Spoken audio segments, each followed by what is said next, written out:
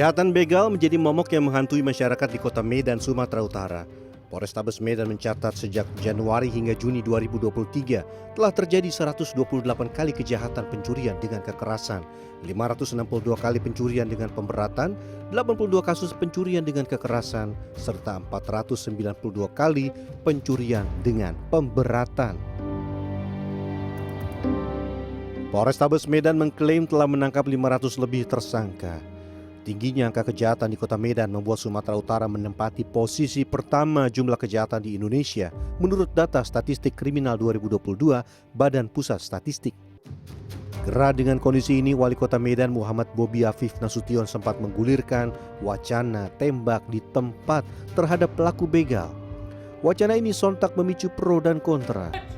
Lain Bobi, lain pula dengan Edi Rahmayadi. Gubernur Sumatera Utara itu mempersenjatai personel Satpol PP Pemprov Sumatera Utara dengan double stick atau nunchaku, alat bela diri asal Jepang, saat berpatroli di wilayah rawan begal. Edi Rahmayadi yakin senjata tumpul ini ampuh melawan begal. Dia harus dipersenjatai. Kenapa? Sudah meningkat sampai kejahatan. Dia menggunakan senjata tajam. Tetapi Satpol PP, Satpam itu tak boleh menggunakan senjata tajam. Tapi double stick itu bukan senjata tajam. Karena dia harus dia bisa punya alat untuk mengamankan dirinya.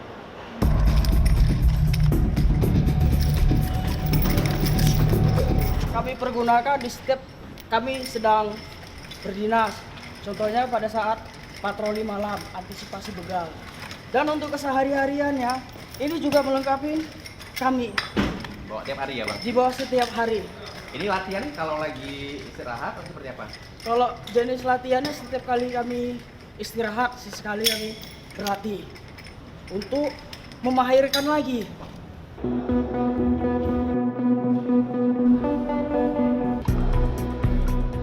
Sementara pada 24 Juli, Polda Sumatera Utara mengoperasikan 12 mobil patroli perintis berteknologi canggih untuk memberantas begal.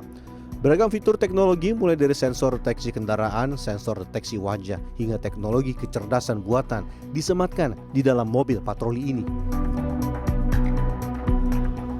Kapolda Sumatera Utara Irjen Agung Setia Imam Effendi mengklaim mobil canggih ini memudahkan anggotanya dalam merespon panggilan darurat dari masyarakat.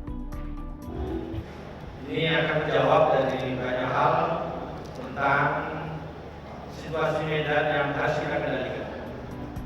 Lantas, apa tanggapan warga kota Medan? Saya bisa bayangkan nih Bang, double stick ya, dengan lawan benda senjata tajam gitu.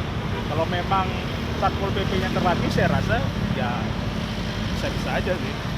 Kalau menurut saya ya nggak efektif sama sekali, karena begal tuh lebih pintar lagi dia daripada hanya sekedar stick aja.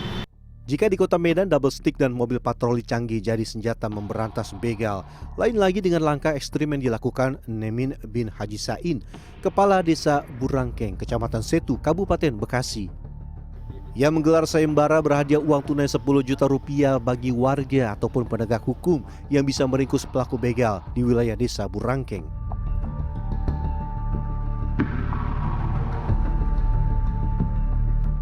Nenin mengaku resah karena di wilayahnya sudah 6 kali terjadi kejahatan begal. Salah satunya aksi begal yang menimpa seorang pengendara sepeda motor di Jalan MT Haryono, Desa Burangkeng pada Jumat malam 23 Juni.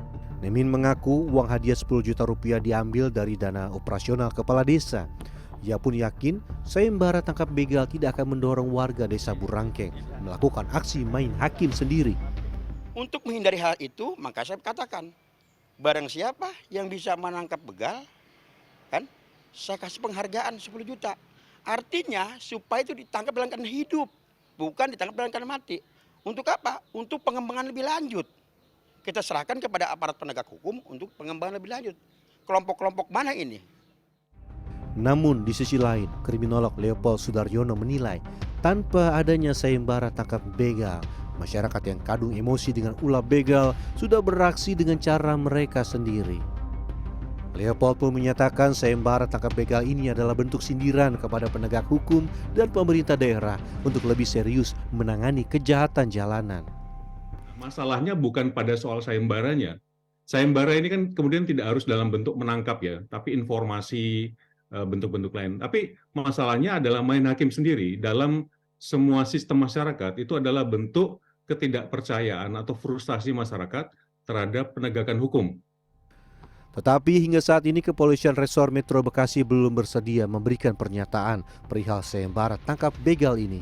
Sementara itu, selain sayembara tangkap begal, warga desa Burangkeng kembali menggiatkan siskamling di sejumlah titik kejahatan jalanan. Meski ronda kembali diaktifkan, Kepala Desa Burangkeng menegaskan sayembara tangkap begal di wilayahnya tidak akan dibatalkan. Tim Liputan CNN Indonesia.